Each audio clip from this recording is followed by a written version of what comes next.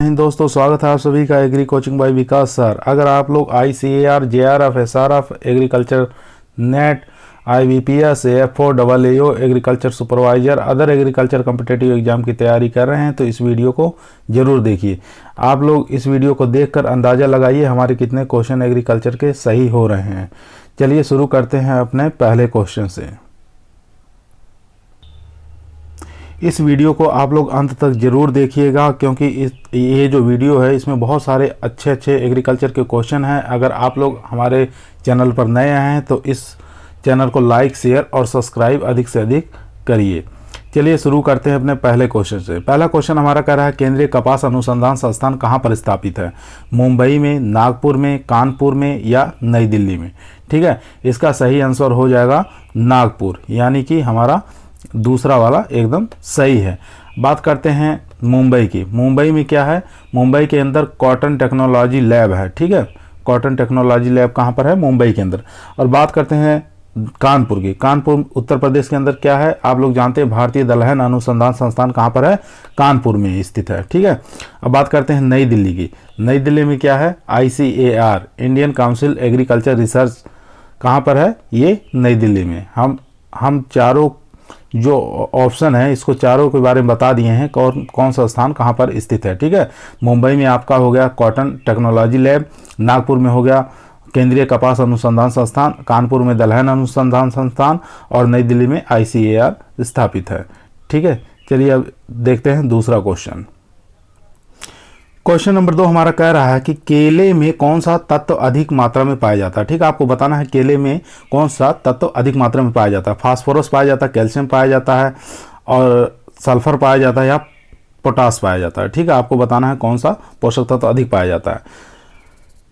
चलिए देख लेते हैं इसका सही आंसर क्या होगा। सही आंसर हो जाएगा यानी कि 2 नंबर। ठीक है, यानी कि पोटेशियम इसके अंदर सबसे अधिक पाया जाता है। साथ ही इसके साथ में कार्बोहाइड्रेट की मात्रा भी अधिक मात्रा में पाई जाती है। ठीक है, कार्बोहाइड्रेट और पोटास की मात्रा, ठीक है, दोनों की मात्रा अधिक मात्रा में केले के अंदर पाई जाती है। ये आपका सही हो जाएगा। चलिए क्वेश्चन नंबर 3 पर चलते हैं।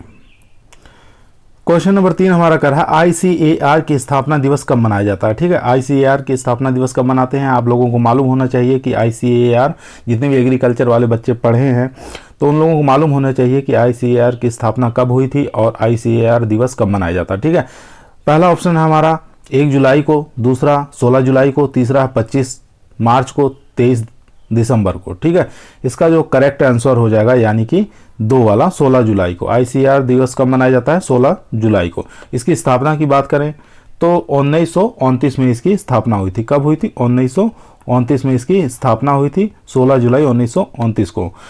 ठीक है, इसलिए ICAR दिवस कब मनाते हैं? 16 जुलाई 1929 को। ये आप याद रखेंगे। चलिए नेक्स्ट क्वेश्चन पर चलते हैं। क्वेश्चन नंबर 4 हमारा कह रहा है कि भारत में खजूर की तुड़ाई किस अवस्था में करते हैं? ठीक है, भारत के अंदर खजूर की जो तुड़ाई है किस अवस्था में करते हैं? डोका अवस्था में, डैग अवस्था में, पिंड अवस्था में या उपरोक्त सभी में? ठीक है, आपको बताना है कि भारत के अंदर जो खजूर की तुड़ाई करते हैं और कौन सी अवस्था में करते हैं। इसकी 3 अवस्थाएं होती हैं, डोका अवस्था, डैग अवस्था, पिंड अवस्था। ठीक है, तो इसका करेक्ट आंसर हो जाएगा यानी कि डोका अवस्था में। भारत में जो खजूर की तुड़ाई की जाती है डोका अवस्था में ही तुड़ाई की जाती है। अगर क्वेश्चन पूछता विदेशों में जो खजूर की तुड़ाई है सबसे ज़्यादा किस अवस्था पे की जाती है तो विदेशों के लिए हो जाती है डेग अवस्था। ठीक है, विदेशों के लिए हो जाती है डेग अवस्था। अब पिंड अवस्था कब तोड़ी जाती है? अगर खजूर पूर्ण रूप से पके हुए खजूर आपको चाहिए, ठीक है, तो पूर्ण रूप से पके हुए खजूरों को हम पिंड अवस्था में तुड़ाई करते हैं। ठीक है, कौन सी अवस्था में करते हैं? पिंड अवस्था में तुड़ाई करते हैं। या कह सकते हैं भंडारण अगर हमको करना है खजूर का तो भंडारण के लिए भी हम पिंड अवस्था में ही खजूर की तुड़ाई करेंगे। ठीक है, ये आप याद रखेंगे। चलिए क्वेश्चन नंबर 5 पर चलते हैं। चलिए क्वेश्चन नंबर 5 की बात कर लेते हैं। 5 नंबर क्वेश्चन कह रहा है मध्य प्रदेश किस नस्ल के उत्पत्ति स्थान माना जाता है? इसमें से बताना है कौन सी एक गाय की जो नस्ल है जिसका जन्म स्थान यानी कि उत्पत्ति स्थान आपका मध्य प्रदेश माना गया। ठीक है, पहला ऑप्शन है मालवी, दूसरा मेवाती, कोसी और देवनी। ठीक है, चारों में से आपको बताना है कौन सी नस्ल का उत्पत्ति स्थान मध्य प्रदेश है। ठीक है, इसका करेक्ट आंसर हो जाएगा मालवी, यानी कि ए वाला सही हो जाएगा। और यह एक प्रकार की भारवाही नस्ल है। ठीक है, कैसी नस्ल है? मालवी भारवाही नस्ल है। और यह अधिकतर मध्य प्रदेश के अलावा आपको राजस्थान में भी देखने को मिलती है, यानी कि राजस्थान का जो मालवा क्षेत्र है, उदयपुर क्षेत्र है, वहाँ पे भी इस नस्ल को देखने को मिलता है। और बात कर लेते हैं मेवाती और कोसी की। मेवाती का ही दूसरा नाम, उपनाम कह सकते हैं, कोसी है। ठीक है, मेवाती का ही उपनाम क्या है? कोसी है। यानी कि कोसी एक स्थान है, कहाँ पर? उत्तर प्रदेश में। मेवाती का नाम कोसी है, उत्तर प्रदेश के गुड़गांव और मथुरा के जो बीच का जो क्षेत्र है, यानी कि मैदानी जो क्षेत्र है, वहाँ के जगह के नाम पर इसको कोसी रखा गया है। ठीक है, यह एक प्रकार की गाय की प्रमुख नस्ल है। और बात कर लेते हैं देवनी की। देवनी जो नस्ल है, यह एक दुधारू नस्ल है। कैसी नस्ल है? दुधारू नस्ल है। ठीक है, देवनी दुधारू नस्ल है। गाय 3 प्रकार के पर्पस पर पाली जाती है, दूध उत्पादन के लिए, मांस उत्पादन के लिए। ठीक है, और भारवाहक यानी कि बोझा ढोने के लिए 3 उद्देश्य इसके हो सकते हैं। और देवनी जो कि एक दुधारू नस्ल है और यह दक्षिण भारत में पाई जाती है। ठीक है, कौन से क्षेत्र के लिए देवनी नस्ल है? दक्षिणी भारत के लिए, यानी कि जो महाराष्ट्र और कर्नाटक के बीच का जो क्षेत्र है वो आपका देवनी क्षेत्र कहलाता है, यानी कि उस क्षेत्र में देवनी अधिकतर नस्लें पाली जाती हैं। चलिए बात करते हैं क्वेश्चन नंबर 6 की। चलिए क्वेश्चन नंबर 6 हमारा कह रहा है वाष्पीकरण मापा जाता है। ठीक है, वाष्पीकरण किससे मापा जाता है? एनीमोमीटर से मापा जाता है, बैरोमीटर से मापा जाता है, एवोपोरीमीटर से मापा जाता है, या रेन गैस से मापा जाता है। ठीक है, आप चारों में से बताना है वाष्पीकरण किससे मापा जाता है। अगर आप लोग हमारे चैनल पर नए आए हैं तो हमारे चैनल को लाइक, शेयर, सब्सक्राइब जरूर करिए। हमारे चैनल का नाम है एग्री कोचिंग बाय विकास सर। ठीक है, चलिए इसमें से आप लोग बताइए वाष्पीकरण मापा जाता है किससे। ठीक है, इसका करेक्ट आंसर हो जाएगा यानी कि तीसरा सी वाला, एपोरोमीटर से क्या मापते हैं? वाष्पीकरण मापा जाता है। बात करते हैं एनीमोमीटर से क्या मापते हैं? एनीमोमीटर से वायु की गति मापते हैं। ठीक है, क्या मापते हैं? वायु की गति मापा जाता है। वायु की गति किससे मापते हैं? एनीमोमीटर से। बात करते हैं बैरोमीटर से। बैरोमीटर से वायु दाब मापा जाता है। क्या मापा जाता है? वायु दाब मापा जाता है। ठीक है, अब बात करते हैं रेन गेज से। रेन गेज से क्या मापते हैं? आप लोग जानते हैं वर्षा का मापन किया जाता है। ठीक है, वर्षा का मापन किससे करते हैं? रेन गेज से किया जाता है। ठीक है, चलते हैं क्वेश्चन नंबर 7 पर। चलिए क्वेश्चन नंबर 7 पर चलते हैं। क्वेश्चन नंबर 7 हमारा कह रहा है निम्नलिखित में से कौन सा फलों में प्रवर्धन जो होता है केवल बीज द्वारा ही किया जाता है। आपको बताना है निम्नलिखित में से कौन से ऐसा फल है जिसका प्रवर्धन सिर्फ बीज द्वारा ही किया जाता है, यानी कि सीड द्वारा ही किया जाता है। पहला ऑप्शन है पपीता और नींबू, केला और पपीता, आम और लीची, इनमें से कोई नहीं। ठीक है, इसका जो सही आंसर हो जाएगा यानी कि ए वाला, पपीता और नींबू के अंदर प्रवर्धन जो होता है सिर्फ सीड द्वारा ही किया जाता है, ना कि उनका कलम द्वारा या लेयरिंग द्वारा किसी या विनियर ग्राफ्टिंग किसी विधि द्वारा हम नहीं कर सकते। ठीक है, ओनली फॉर सीड द्वारा ही इसका प्रवर्धन करते हैं पपीता और नींबू के अंदर। अब बात करते हैं केला की। केला का प्रवर्धन किससे करते हैं? स्वाड द्वारा करते हैं। ठीक है, स्वाड सकर्स द्वारा करते हैं इसका प्रवर्धन, स्वाड सकर्स द्वारा। अब बात करते हैं आम के लिए सबसे अच्छी प्रवर्धन की विधि कौन सी होती है?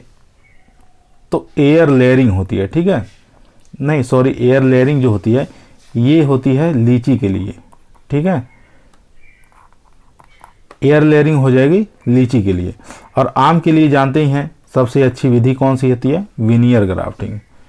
ठीक है, विनियर ग्राफ्टिंग जो होती है ये आम की सबसे अच्छी विधि मानी गई है।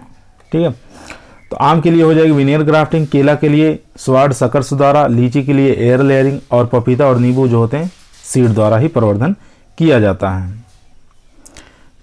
चलिए क्वेश्चन नंबर 8 पे चलते हैं। क्वेश्चन नंबर 8 कह रहा है कांकरेज गाय का उद्गम स्थान बताना है, कहाँ पर है? यानी कि ए ऑप्शन है सिंध पाकिस्तान, रोहतक हरियाणा, मैसूर कर्नाटक, कच्छ गुजरात। ठीक है, चारों में से आपको बताना है कि कांकरेज जो गाय है इसका उत्पत्ति स्थान कहाँ पर है। कांकरेज जो गाय होती है ये देख सकते हैं, ये कांकरेज गाय की नस्ल है, यानी कि इसको सवाई चाल के नाम से भी जाना जाता है। ठीक है, सवाई चाल के नाम से भी जाना जाता है। और ये द्विप्रयोजनी नस्ल है, यानी कि दुधारू और बोझा ढोने के लिए दोनों काम में लिया जाता है। और इसके जो सींग हैं ये सींग कैंसर इसको कहा जाता है, क्योंकि काफ़ी लंबे इसके सींग होते हैं, मोटे होते हैं, इसलिए इसके सींग को क्या कहा जाता है, सींग कैंसर कहा जाता है। अब बात करते हैं इसका जो कांकरेज गाय का उत्पत्ति स्थान की बात करें तो इसका सही आंसर हो जाएगा यानी कि कच्छ गुजरात। ठीक है, कौन सा आंसर सही हो जाएगा, कच्छ गुजरात। सिंध पाकिस्तान की बात करते हैं तो सिंध पाकिस्तान का उत्पत्ति स्थान थारपारकर। थारपारकर जो गाय है इसका उत्पत्ति स्थान कहाँ पर है, सिंध पाकिस्तान। और रोहतक हरियाणा की बात करते हैं तो रोहतक हरियाणा में हरियाणवी जो नस्ल है, कौन सी नस्ल, हरियाणवी। ठीक है, हरियाणवी जो नस्ल है ये इसका उत्पत्ति स्थान हो जाएगा रोहतक या हरियाणा। मैसूर की बात करें, कर्नाटक में कोई ऐसी गाय की नस्ल नहीं पाई जाती है। ठीक है, कोई अच्छी नस्ल नहीं पाई जाती है, इसलिए इसको नहीं लिया जाता है। बाकी हमारा जो सही आंसर हो जाएगा कांकरेज गाय का उत्पत्ति स्थान का, वो हो जाएगा कच्छ यानी कि गुजरात।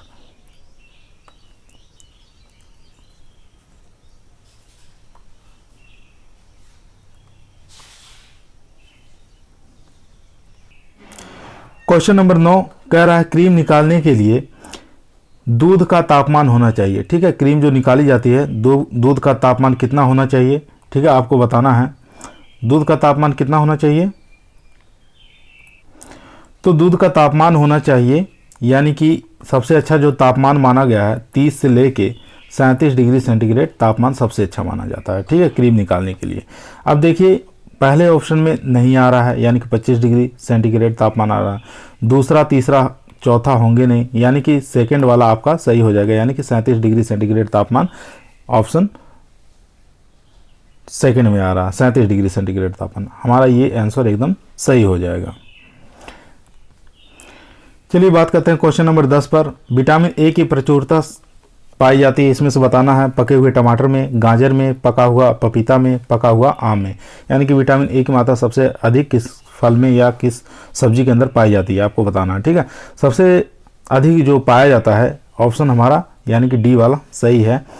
पके हुए आम में सबसे ज़्यादा विटामिन ए की मात्रा पाई जाती है। कितनी पाई जाती है आप लोग जानते ही हैं, 4800 IU यानी कि इंटरनेशनल यूनिट पाई जाती है। विटामिन ए जो होती है ये आँखों के लिए सबसे अच्छी मानी जाती है। ठीक है, नेत्र संबंधी रोगों को दूर करता है। चलिए क्वेश्चन नंबर 11। क्वेश्चन नंबर 11 का सर्वाधिक दुग्ध उत्पादन वाली भैंस की प्रमुख नस्ल है। ठीक है, इसमें से बताना है सबसे ज़्यादा दूध देने वाली भैंस की नस्ल कौन सी है, मुर्रा है, जाफराबादी है, महसाना है या नीली रावी है। ठीक है, इसमें से जो आपका सही आंसर है यानी कि हो जाएगा ए वाला सही। सबसे ज़्यादा विश्व की बात करें या भारत की कह लें सबसे ज़्यादा दूध देने वाली मुर्रा ही नस्ल है। ठीक है, ये 305 दिनों में कितना देती है, 1500 से लेके ये नस्ल 2500 लीटर। ठीक है, 2500 लीटर दूध दे देती है। और बात करें इस नस्ल को क्या कहते हैं, ब्लैक ब्यूटी के नाम से भी जाना जाता है और दिल्ली बफेलो के नाम से भी जाना जाता है, क्योंकि दिल्ली के आसपास के क्षेत्रों में अधिकतर पाई जाती है।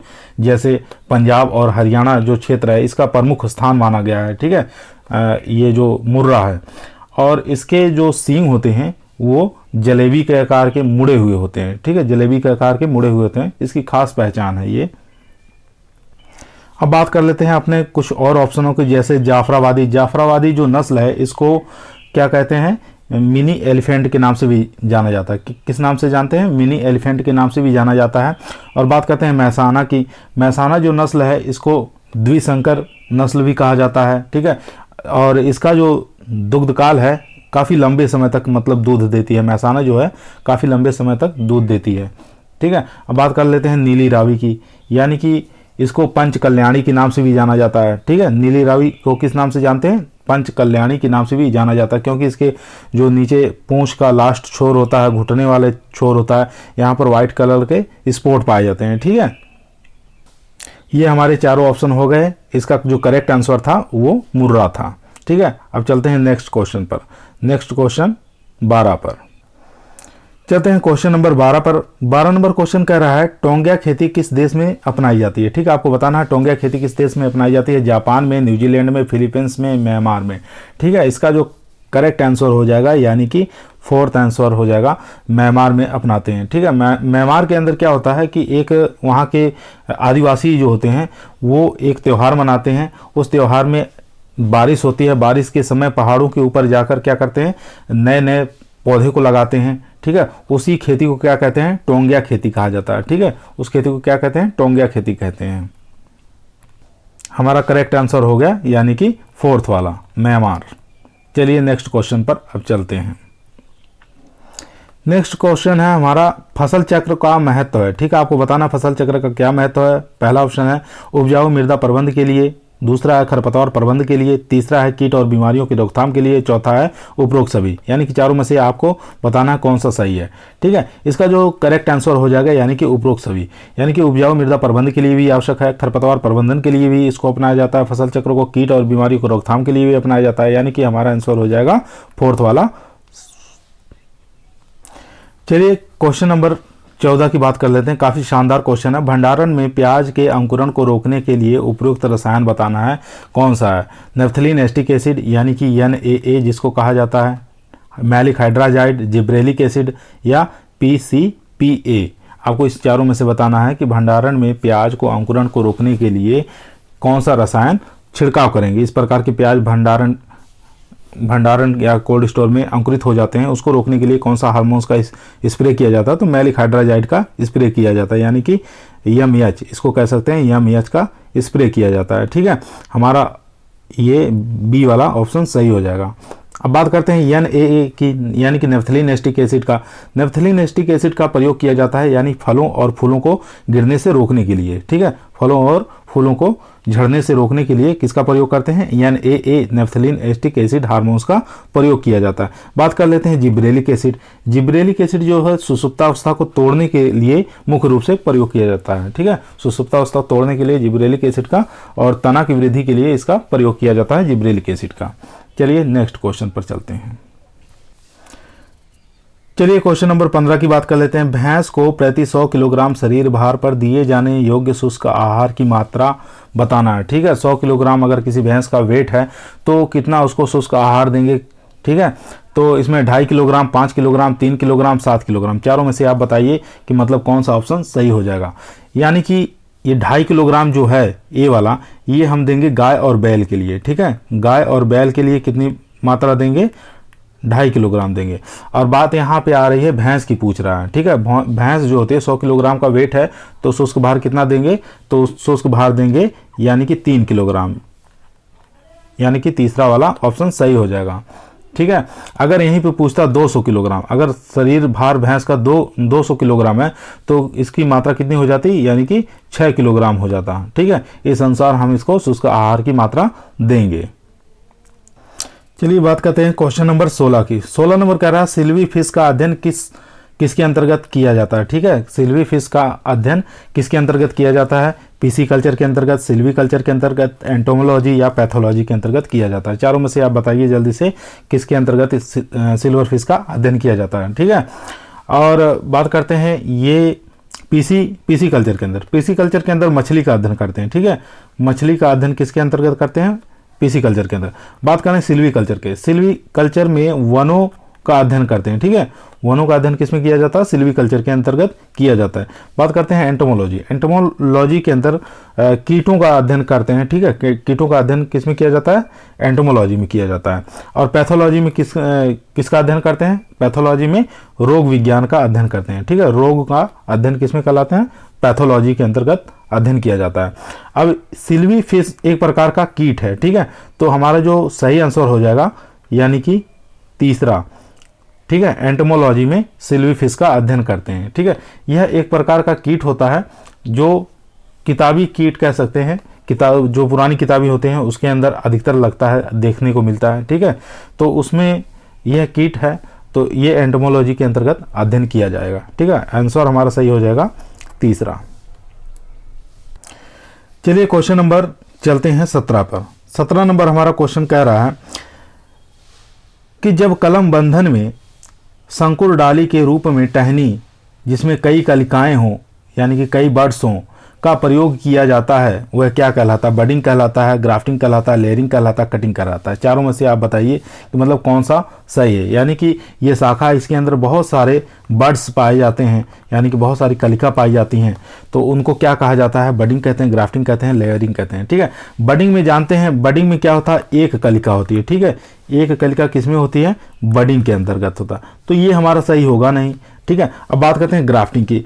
तो ग्राफ्टिंग के अंदर बहुत सारी शाखाएं होती, बहुत सारे बड्स निकलते हैं, बहुत सारी कलम निकलती हैं।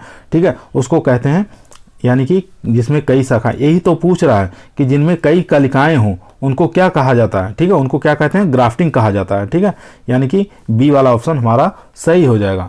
बात करते हैं लेयरिंग। लेयरिंग कई प्रकार की होती है, जैसे माउंट लेयरिंग ना, और प्रकार की भी लेयरिंग होती है। तो माउंट जो लेयरिंग होती है ये अमरूद के लिए सबसे अच्छी मानी जाती है। ठीक है, अमरूद में कौन सी लेयरिंग करते हैं? तो माउंट लेयरिंग सबसे अच्छी होती है। बात करते हैं कटिंग की। कटिंग भी कई प्रकार की होती है, 3 प्रकार की होती है, जैसे hardwood cutting, softwood cutting, semi hardwood cutting. ठीक है, 3 प्रकार की होती है कटिंग। तो हार्डवुड जो कटिंग होती है, यानी कि इसकी टहनी काफ़ी हार्ड होती है, सख्त होती है, तो ये हार्डवुड कटिंग अनार और अंगूर के अंदर की जाती है। कभी कभी पूछ लेता है हार्डवुड कटिंग किसमें किया जाता है? अनार और अंगूर के अंतर्गत किया जाता है। ठीक है, चलते हैं नेक्स्ट क्वेश्चन पर। चलिए बात करते हैं क्वेश्चन नंबर 18 की। 18 नंबर कह रहा है भैंस का दूध किसका अच्छा स्रोत माना जाता है? ठीक है, आपको बताना है भैंस का दूध जो होता है किसका सबसे अच्छा स्रोत माना जाता है? कैल्शियम का, प्रोटीन का, लैक्टोज का, जेंथोफिल का। ठीक है, तो इसका करेक्ट आंसर हो जाएगा लैक्टोज का, यानी कि सी वाला हमारा आंसर एकदम करेक्ट हो जाएगा। बात करते हैं जितने इसके अलावा, भैंस के अलावा जितने अदर पशु होते हैं, चाहे गाय हो, चाहे बकरी हो, कोई भी पशु हो, उसके अंदर लैक्टोज की मात्रा कम पाई जाती है। ठीक है, उसके अंदर कितनी लैक्टोज की मात्रा पाई जाती है? यानी कि 4.5 से लेकर 5% पाई जाती है। लेकिन भैंस के अंदर लैक्टोज की मात्रा कितनी पाई जाती है? 5.4 से ऊपर पाई जाती है। ठीक है, 5.5 के लगभग इसकी लैक्टोज की मात्रा पाई जाती है। चलिए नेक्स्ट क्वेश्चन पर चलते हैं, क्वेश्चन नंबर 19 पर चलते हैं। Question number 19। क्वेश्चन नंबर 19 का रहा सूर्योदय तथा सूर्यास्त के समय कौन से बादल दिखाई देते हैं? ठीक है, जिनका रंग काला और नारंगी हो जाता है। ठीक है, कैसा हो जाता है? काला और नारंगी रंग का हो जाता है। यहाँ आप देख सकते हैं काला और नारंगी रंग के बादल हैं। ठीक है, यानी कि सूर्योदय होते समय और सूर्यास्त होते समय इस रंग के बादल दिखाई देते हैं। तो इसमें चारों में से बताना है कौन से बादल होते हैं काले और नारंगी रंग के। सीरस बादल, कुमुलस बादल, स्ट्रेस बादल, नींबू स्ट्रेस बादल। ठीक है, चारों में से बताना है कौन से बादल इस रंग के दिखाई देते हैं। तो हमारा जो ये सीरस बादल है, यानी कि सर्वाधिक ऊंचाई पर पाए जाते हैं। ठीक है, सर्वाधिक ऊंचाई पर कौन से बादल पाए जाते हैं? सर्वाधिक ऊंचाई पर सीरस बादल पाए जाते हैं। ठीक है, और यही हमारा आंसर सही है। जो सर्वाधिक ऊंचाई पर बादल होंगे वही उन्हीं का रंग काला और नारंगी रंग का दिखाई देगा। इस कलर के जो बादल दिखाई दे रहे हैं वो सीरस बादल कहलाते हैं, यानी कि उनकी ऊंचाई सबसे अधिक होती है, हाई ऊंचाई पर ये बादल होते हैं। और बात करते हैं कुमुलस बादल की। कुमुलस बादल जो होते हैं ये कपास जैसे होते हैं। ठीक है, जैसे आप कपास रुई देखते हैं उस टाइप के जो बादल होते हैं वो कुमुलस बादल कहलाते हैं। स्ट्रेस बादल की बात करते हैं तो जो परतदार एक के ऊपर एक बादल होते हैं वो स्ट्रेस बादल कहलाते हैं। ठीक है, उस प्रकार के बादल को क्या कहते हैं? स्ट्रेस बादल कहा जाता है। ठीक है, निम्बो स्ट्रेस बादल की बात करें तो निम्बो स्ट्रेस जो बादल होते हैं ये लगातार बारिश करने वाले बादल होते हैं। ठीक है, निम्बो स्ट्रेस बादल कैसे होते हैं? लगातार बारिश करने वाले बादल होते हैं। हमारा जो आंसर सही है वो हमारा हो जाएगा, यानी कि ए वाला। सीरस बादल कैसे होते हैं? सूर्योदय और सूर्यास्त के समय वह बादल काले और नारंगी रंग के दिखाई देते हैं। ए वाला ऑप्शन हमारा सही है। चलिए क्वेश्चन नंबर 20 पर। अगर आप लोग हमारे चैनल पर नए हैं तो हमारे चैनल को लाइक शेयर सब्सक्राइब जरूर करिए। हमारे चैनल का नाम है एग्री कोचिंग बाय विकास है। ठीक है, ये हमारा चैनल है, यूट्यूब चैनल है। अब बात कर लेते हैं, अगला क्वेश्चन हमारा कह रहा है किस विधि में सर्वाधिक स्थायी पौधे लगाए जाते हैं? ठीक है, अस्थायी नहीं पूछ रहा है, यहाँ स्थायी पूछ रहा है। ठीक है, स्थायी पौधे सबसे अधिक किस में लगाते हैं? षष्ठभुजाकार में लगाते हैं, यानी कि हमारा ऑप्शन डी वाला सही हो जाएगा। यानी कि षष्ठभुजाकार में स्थायी पौधे सर्वाधिक मात्रा में लगाए जा सकते हैं। पंचवृक्षीय यानी कि पंचकोण विधि जिसको कहते हैं, अस्थायी पूछता, अस्थायी तब हो जाता हमारा पंचवृक्षीय यानी कि पंचकोण विधि। अस्थायी विधि में सबसे ज़्यादा पौधे पंचवृक्षीय पौधे लगाए जा सकते हैं, तब हो जाता हमारा सी वाला ऑप्शन सही। ठीक है, यहाँ पर स्थायी पूछ रहा है, स्थायी के लिए षष्ठभुजाकार, अस्थायी के लिए पंचवृक्षीय। ठीक है, क्वेश्चन नंबर हमारा 21 कह रहा है जमुनापारी नस्ल की बकरी का उत्पत्ति स्थान बताना है कि जमुनापारी जो बकरी की एक नस्ल है, सबसे अच्छी नस्ल मानी जाती है, इसका उत्पत्ति स्थान बताना है कहाँ पर है। कानपुर जिला, आगरा जिला, इटावा जिला, एटा जिला, ये चारों उत्तर ही प्रदेश के हैं। तो इसमें चारों में से बताना है कौन सा जिला जो है जमुनापारी का उत्पत्ति स्थान माना गया है। ठीक है, उत्पत्ति स्थान इसका माना गया है इटावा जिला, यानी कि सी वाला ऑप्शन सही हो जाएगा, नंबर 3 ऑप्शन हमारा सही हो जाएगा। अब बात कर लेते हैं इसके कुछ प्रमुख लक्षण के। जैसे अगर पूछता सबसे भारी नस्ल बकरियों में, तो हमारी हो जाएगी जमुनापारी। ठीक है, और इसको मैजिक गॉड के नाम से भी जाना जाता है। किस नाम से? मैजिक गॉड के नाम से जाना जाता है। मैजिक गॉड के नाम से भी जानते हैं इसको, इस नस्ल को। और इसमें रोमन नाक पाई जाती है। ठीक है, रोमन नाक किस में पाई जाती है? तो जमुनापारी में पाई जाती है, रोमन नाक हो गई। और तोतापुरी के नाम से भी जाना जाता है। ठीक है, इसको तोतापुरी के नाम से भी जाना जाता है इस बकरी को। और इसका जो कलर होता है वो सफ़ेद कलर होता है। ठीक है, सफ़ेद कलर की ये बकरी होती है, इसकी खास पहचान है। ठीक है, और ये काफ़ी लंबी होती है और ये दुधारू नस्ल है। ठीक है, चलिए क्वेश्चन नंबर 22 की बात कर लेते हैं। क्वेश्चन नंबर 22 कह रहा है आलू की सिंचाई के लिए उत्तम विधि कौन सी है। ठीक है, बहुत बार एग्जाम में पूछा गया है, ICR, AO, AAO सभी एग्जामों में पूछा है आलू की सिंचाई के लिए सबसे उत्तम विधि कौन सी है। आपको बताना है बूंद बूंद विधि, क्यारी विधि, कूड़ विधि, ठीक है, बाढ़ विधि। ठीक है, चारों ऑप्शन है, इसमें से बताइए कौन सा सही है। यानी कि सबसे अच्छी जो विधि ये बूंद बूंद सिंचाई जो है ये उद्यान की फसलों के लिए, ठीक है, उद्यान वाली जितनी भी फसलें होती हैं तो उसकी सिंचाई के लिए सबसे अच्छी बूंद बूंद सिंचाई मानी गई है। ठीक है, क्यारी विधि की बात कर लेते हैं तो गेहूं और सरसों जैसी फसलें होती हैं, गेहूं और सरसों के लिए कौन सी विधि? क्यारी विधि सबसे अच्छी मानी जाती है। और कूड़ विधि की बात करते हैं तो ये आलू के लिए, ठीक है, आलू के लिए सबसे अच्छी विधि कौन सी मानी जाती है? कूड़ विधि। इसको फ्रो विधि भी कहते हैं। क्या कहते हैं? फ्रो विधि भी कहते हैं इसको, फ्रो विधि, फ्रो मेथड भी कहा जाता है। और बाढ़ विधि किस में अपनाई जाती है? ये भी आपको याद होना चाहिए, यानी कि धान की जो फसल है उसके अंदर बाढ़ विधि अपनाई जाती है, सबसे अच्छी मानी जाती है। ठीक है, तो आलू की सिंचाई के लिए सबसे उत्तम विधि कौन सी हो गई? कूड़ विधि, यानी कि ऑप्शन नंबर 3 हमारा एकदम सही हो जाएगा। क्वेश्चन नंबर 23 हमारा कह रहा है सर्वाधिक स्क्वैश किस फल से बनाए जाते हैं। ठीक है, इसको स्क्वैश को पानक भी कहते हैं। क्या कहते हैं? पानक भी कहा जाता है। ठीक है, ये भी याद रखेंगे। तो इसमें पूछ रहा पानक या स्क्वैश सबसे ज़्यादा किस फल से बनाए जाते हैं? संतरा है, बेर है, पाइनएप्पल है, आंवला है। चारों में से बताइए कौन सा आंसर सही हो जाएगा।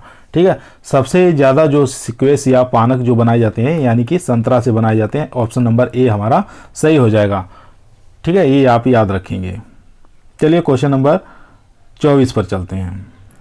क्वेश्चन नंबर 24 की बात कर लेते हैं। आबिकालीन निम्न का उदाहरण है। ठीक है, आबिकालीन एक भेड़ की नस्ल है जो कि संकर नस्ल है। ठीक है, कैसी नस्ल है? संकर नस्ल है।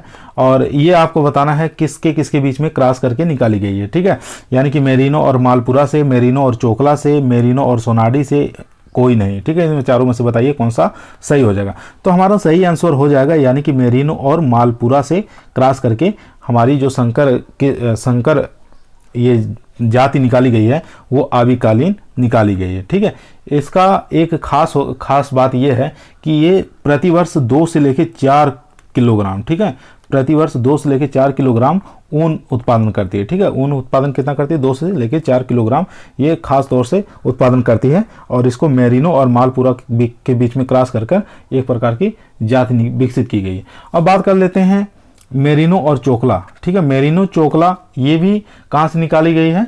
यानी कि CSWRI। ठीक है, कहाँ से निकाली गई? CSWRI यानी कि केंद्रीय भेड़ और ऊन अनुसंधान संस्थान। ठीक है, ये आबिकानगर में है, तो यहाँ से इसको विकसित की गई है। ये दोनों किस्में मेरिनो और मालपुआ और मेरिनो और चोकला, यहाँ दोनों किस्में वहीं से विकसित की गई CSWRI से। ठीक है, और मेरिनो और चोकला का जो क्रॉस है उसको अभिवस्त्र कहते हैं। ठीक है, अभिवस्त्र क्या कहते हैं? अभिवस्त्र। अगर इसके स्थान पर ये भी दे सकता है, अभिवस्त्र का क्रॉस पूछ सकता है, तो अभिवस्त्र का क्रॉस जो हो जाएगा मेरिनो और चोकला का हो जाएगा। अभिकालीन का पूछा तो मेरिनो और मालपुरा का है। ठीक है, इसमें आप लोग कंफ्यूज मत होइएगा। चलते हैं क्वेश्चन नंबर 25 पर।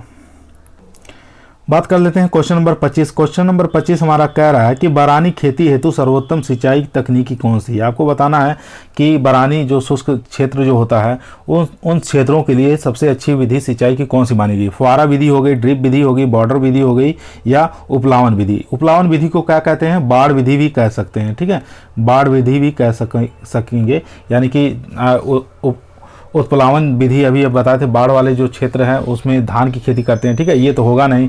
और फुहारा विधि की बात कर लेते हैं। फुहारा विधि असमतल भूमि, ठीक है, जहाँ पर भूमि समतल नहीं होती यानी कि उबड़ खाबड़ होती है, उन क्षेत्रों पर कौन सी सिंचाई करते हैं, असमतल विधि, असमतल भूमि।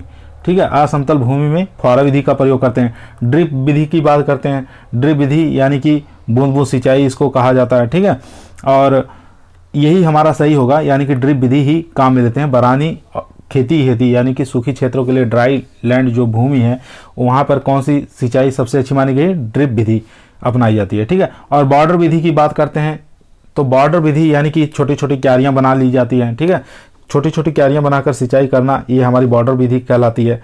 भारत में सबसे ज़्यादा इसी विधि को अपनाया जाता है। ठीक है, पूछ लेता भारत में सबसे ज़्यादा सिंचाई की कौन सी विधि अपनाई जाती है, तो बॉर्डर विधि की ही अपनाया जाता है, क्योंकि छोटे छोटे घाटों में क्यारियों में बांट लिया जाता है, उसको बॉर्डर विधि कहा जाता है। उपलावन विधि को बारे में बता दिया, इसको बाढ़ विधि भी कहा जाता है, यानी कि धान की खेती के लिए इस विधि का प्रयोग किया जाता है।